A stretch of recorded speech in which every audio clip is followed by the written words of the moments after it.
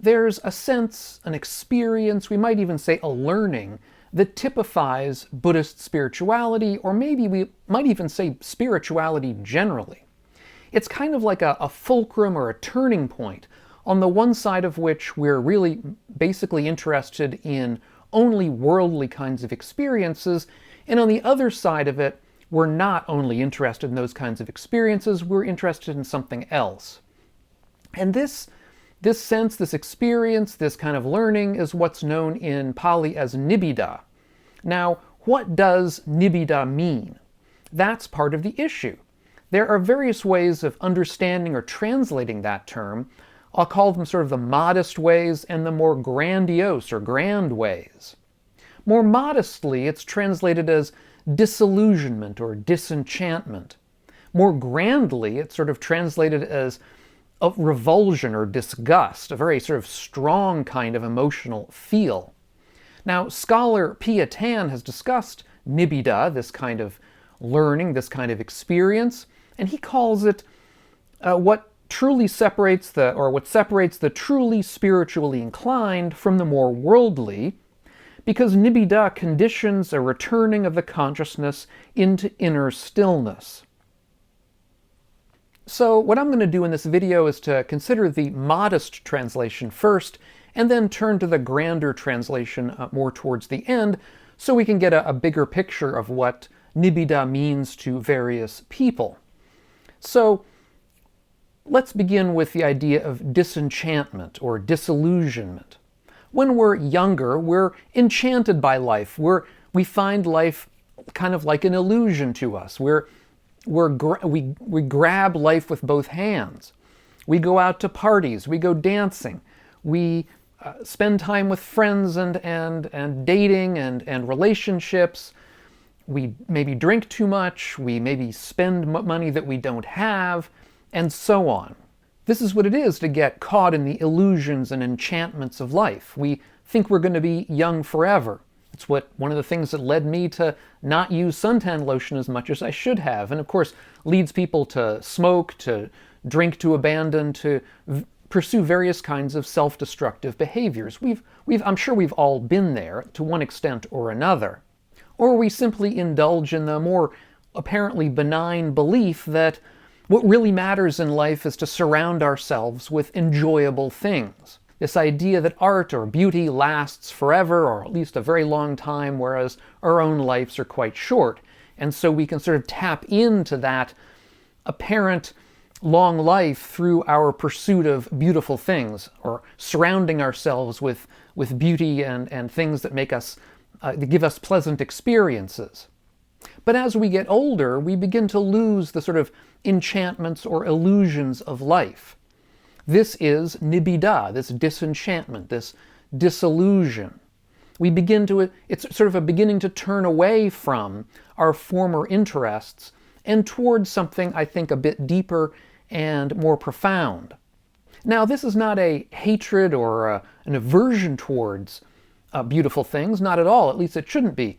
It's rather simply an interest in other things, a sort of a waning of our interest in simple beauty for its own sake, simple pleasure for its own sake.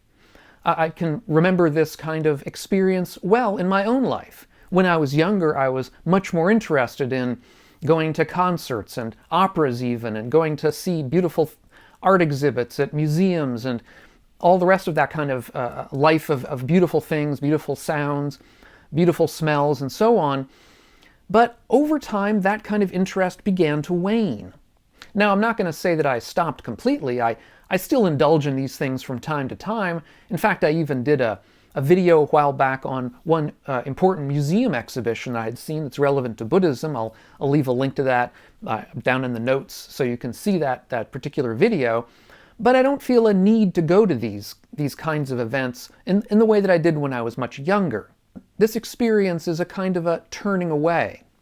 In one early text, the monk Upayadhi asks the Buddha for a Dharma teaching in brief that he, Upayadhi, can take with himself when he's off on retreat by himself in the forest. And the Buddha says that a teaching like this is to follow those things that leads solely to disillusionment, dispassion, cessation, peace, insight, awakening, and extinguishment. As we see, first on this list is disillusionment, or this nibbidā that we're discussing, that eventually leads to dispassion, and through dispassion eventually to calm, a deeper sense of calm. In other words, we're to follow those kinds of things, those kinds of practices that lead us away from an enchantment with the illusions of the world. Now, there are other places where the Buddha discusses this process of disenchantment in a bit more detail. Perhaps the most famous or deep is one that Bhikkhu Bodhi refers to as transcendental dependent arising. This is a long series, a long sutta, a series of different points that the Buddha makes, where he takes the traditional 12-step or 12-link chain of dependent arising, this chain of causation, of conditionality that leads to the production of dukkha or suffering in our lives. And the Buddha shows how this very same chain of dependent arising can lead to its own unchaining, its own coming apart, its own dissolution, if we like, disillusionment or dissolution, if we have the right insight, if we come to this chain with the right kind of wisdom. In this process, this disillusionment plays a central role. In particular, now I'm not going to go through the whole series here, it would take too long, but let's say it begins with an experience of dukkha, of suffering, and a beginning, an incipient kind of beginning awareness that perhaps there's something, this confidence begins to arise that perhaps there's something we can do to overcome suffering, that there are various things we can do to minimize suffering. As we become more confident in that belief, we calm down. The mind becomes more unified, becomes more able to see the world clearly. Then that's when we begin to see the difference between what's known as the gratification and the danger in life. The gratification we've already discussed. This is this idea that certain things are pleasant. Some of our experiences are very pleasant and they gratify us. They bring us pleasure, they bring us temporary happiness. However, as we become clearer in our vision of the world, as we become calmer and more able to see the way the world really works, we begin to see that this gratification comes with its own dangers. In particular, the danger being that any of these gratifications we get by pleasant experiences are all temporary. They're all going to end eventually. They're not secure refuges that we can count on in times of danger, in times of difficulty, because those are exactly the times when these pleasant experiences go away. It is then the seeing of these dangers for what they really are that leads naturally to disillusionment, to our disenchantment with life. We begin to understand that those things that we found ends in themselves, these kind of pursuits of pleasure, are in fact not ends in themselves. They're not going to take us where we really want to be. That's where the disillusion comes from. Then in this long chain of transcendental dependent arising, this kind of insight leads to further insights, further calm, further mental focus that eventually can lead to awakening or enlightenment.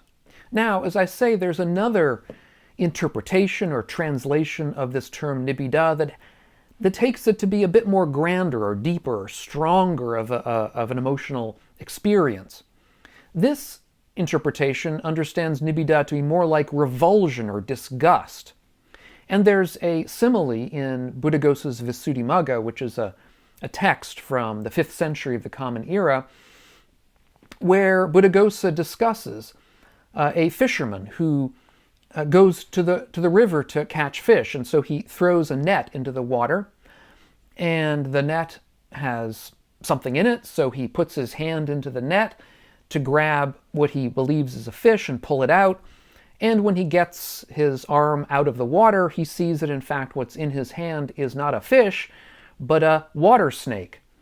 Now, what does he do? It's a kind of an instinctual we might say, revulsion or disgust, he throws the snake away in this immediate sort of almost reflexive desire to get it away from him because of the danger involved. He doesn't want to get bitten. This, according to Buddhaghosa, is the experience of nibbidā, this kind of what he would say would be revulsion or disgust. It's not simply disillusionment. It's a much stronger, more immediate kind of negative reaction.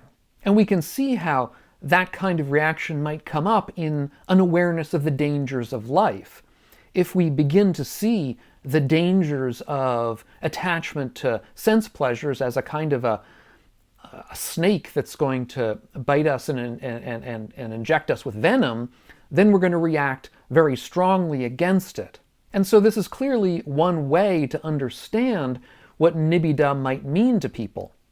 But it's an understanding that I think is somewhat problematic because, at least for me and for some other translators, it seems to imply a kind of a hate-based aversion towards sense pleasures, and that, of course, is not appropriate.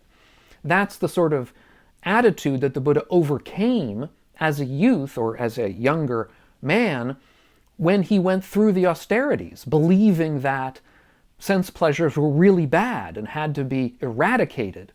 He overcame that with the middle path, which is a middle path between the pursuit of sense pleasures and the pursuit of austerities. And you know, if we come to life with a kind of a hatred of life, a kind of a hatred of sense pleasures of this kind, that can get us into, I think, an even bigger pickle than the coming to life with an attachment to sense pleasures. It can get us into a kind of a depressive state. And nibbidā, we don't want nibbidā to come to mean something depressive or a kind of depression in us. That would not be appropriate. That would indeed be the sort of thing that again could get us into deeper trouble. For example, in my own case, I don't hate going to concerts or museums or whatever. I don't hate sense pleasures. In fact, I indulge in them. Of course, I'm a lay person, but this may be indeed one of the differences between the view of nibbidā as a layperson versus the view of it as somebody who wants to become or has become a monastic. The monastic, presumably, is going to pursue the more rigorous or full-time path of practice because their experience of nibbidā, perhaps, at least this could be one reason, their experience of this kind of nibbidā, this kind of spiritual awakening, if you like, to the dangers of sense pleasures, is sufficiently strong that their reaction to it is one of really a complete renunciation or large renunciation of much of ordinary living. So do you experience nibbidā in your life? How do you work with this kind of disillusionment or disenchantment or revulsion, disgust, however you want to understand it? Do you indulge in the pleasures of life, as I do from time to time, or do you agree with Piya Tan that you're looking for a returning of the consciousness into inner stillness, that is the higher pleasure, the deeper pleasure? Now, this kind of question of nibbidā really does take us down the road, to an extent, of contemporary ideas of what's known as minimalism in life. And I did a few videos a while back on this movement of minimalism, which is in some ways similar to the certain Buddhist ideals. And I'll leave a link to that playlist up here on the screen if you're not familiar with those videos. Thanks so much. If you're getting something out of my videos, these videos of mine, consider taking a look at my Patreon page, which is linked up here on the screen and down below in the notes, and see if you want to help support the work that I'm doing. Thanks so much again, and we'll catch you on the next video. And meanwhile, all of you, be well.